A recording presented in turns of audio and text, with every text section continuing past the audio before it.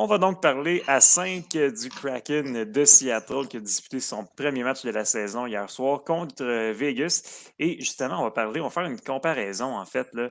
La question qu'on va poser, c'est est-ce que Seattle va être en mesure d'offrir une performance similaire à Vegas à sa première saison? Donc, on se souviendra que Vegas, à la première saison, c'est dur à battre.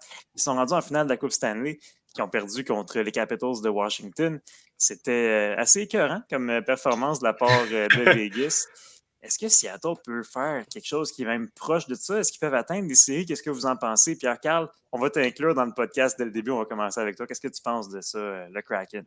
Honnêtement, je pense pas qu'on va pouvoir répéter les exploits que Las Vegas a eu en allant en finale de la Coupe Stanley. Je vois pas Seattle se rendre en séries éliminatoires cette année. Okay. C'est assez exceptionnel là, ce que Vegas a réussi à faire avec 51 victoires sa première année. Mais ils ne sont pas dans la division, la meilleure division. Là. Honnêtement, je pense que c'est la moins bonne division de la Ligue avec des équipes qui sont en reconstruction. Donc, je pense qu'on va pouvoir les voir dans une lutte pour les séries éliminatoires, mais au final, là, lorsqu'on regarde la division centrale, elle est quand même assez forte. Donc, je pense qu'on va avoir 5 équipes sûrement de la division centrale et 3 équipes. Donc, ça va être difficile pour Seattle.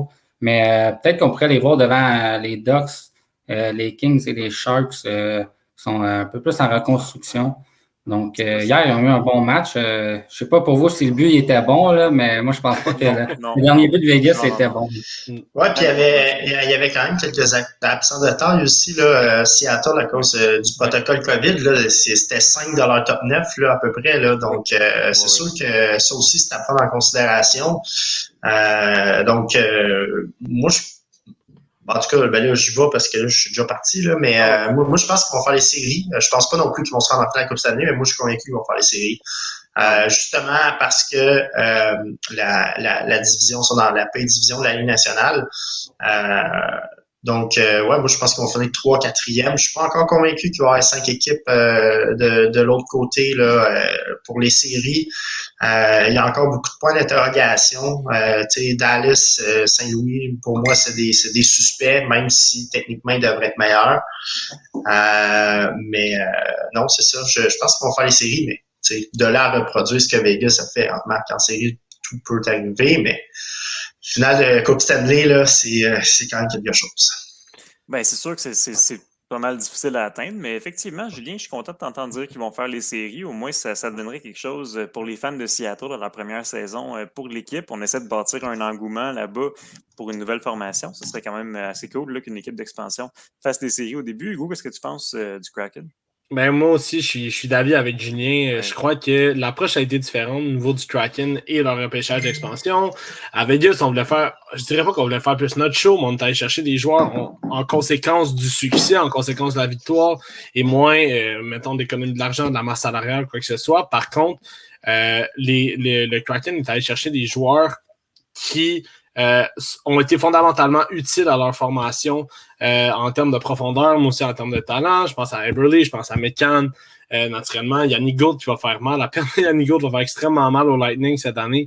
Puis, en fonction de ça, et puis ce que j'ai dit plus tôt avec le fait que tous les joueurs vont avoir une certaine motivation quand ils vont jouer contre leurs anciennes équipes, ça va faire en sorte que oui, ils vont se battre pour une place en série. Je pense qu'ils vont le faire. C'est une énergie différente. C'est une énergie qui est fondée par les joueurs qui ont été victimes, entre guillemets, du draft d'expansion. Mais c'est aussi une énergie qui vient déstabiliser les autres formations de la LNH parce qu'ils sont forts, parce qu'ils sont puissants, sont intenses dès le départ. Puis, il y a des joueurs qui vont vouloir se prouver. Je pense à Morgan Geekie, naturellement. Morgan Geekie qui, pour moi, est un joueur super épatant, super cool à avoir joué et qui va juste se développer. Ouais, exactement. Donc, non, je pense que le Kraken va faire les séries éliminatoires justement avec leur support collectif. Oui, Nicolas, toi de ton côté, qu'est-ce que tu penses de la performance du Kraken puis de leur alignement? J'hésitais, mais pour faire un peu de débat, je vais dire qu'ils ne feront pas les séries cette année. Mais non, c'est ça, c'est une division, c'est la plus faible de la Ligue nationale. Il n'y a pas de doute. Les 3 équipes de la Californie sont vraiment en reconstruction.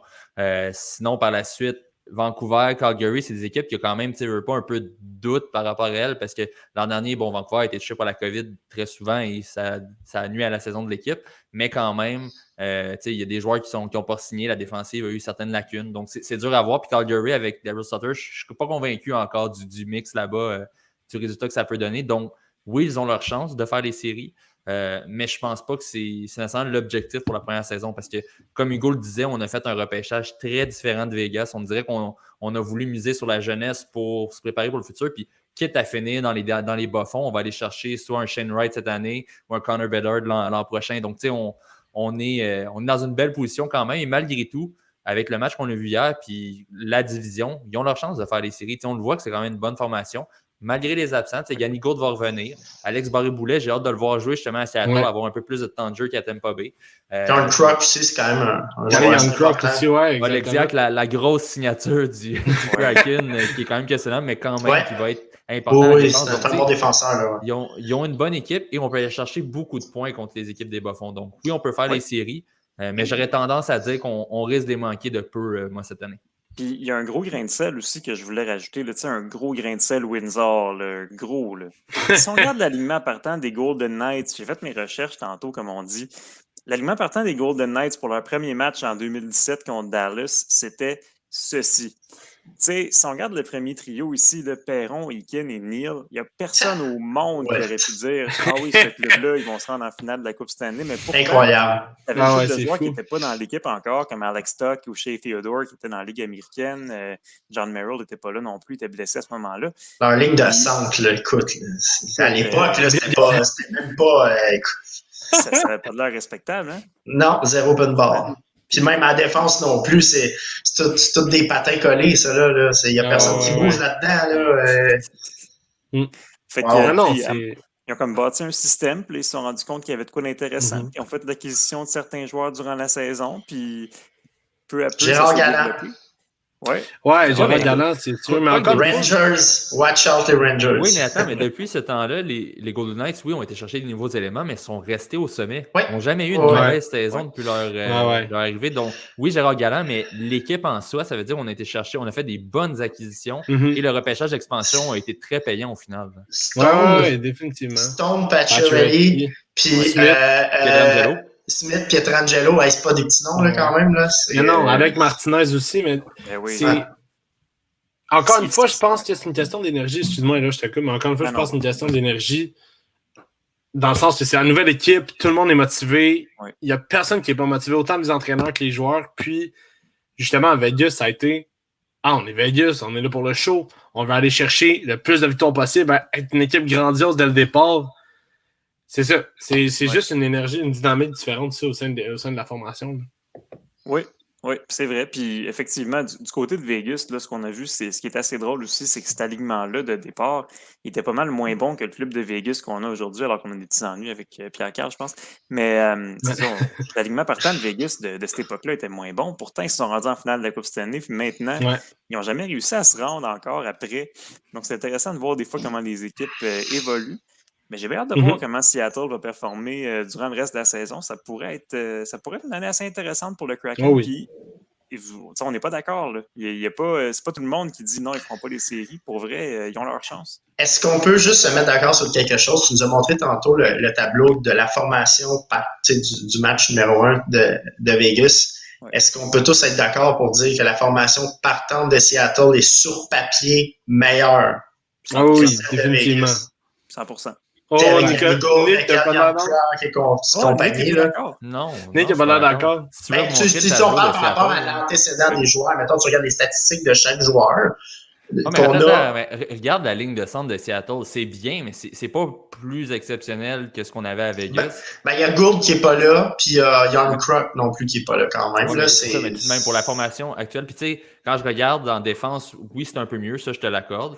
Dans les filets, on a donné des gros contrats, mais je pense que Fleury était meilleur que Grubauer quand même. Oui, absolument. Définitivement. Quand tu regardes les alliés, le meilleur allié de l'équipe est probablement Everley. Tu avais Perron qui a connu une saison exceptionnelle, James Neal qui a connu une année exceptionnelle, puis qui, avait ralenti un peu, mais avait eu des bonnes années aussi par le passé. Donc, je sais pas, je ne suis pas convaincu à 100% que la formation de Seattle est meilleure que celle des Golden Knights. Non, puis aussi avec Vegas aussi, qu'est-ce qui est arrivé, c'est qu'il y a des joueurs qui sont juste sortis de nulle part et qui ont commencé à performer. Fait que c'est sûr que là, on voit ça après.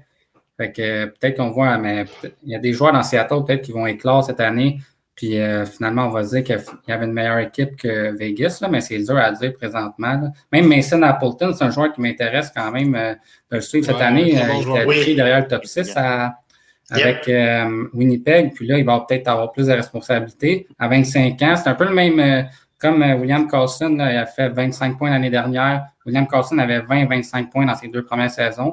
Donc, ça va être à voir. Il y a des joueurs qui vont juste sortir, qui vont faire beaucoup plus de points que ce qu'ils faisaient dans leurs équipes.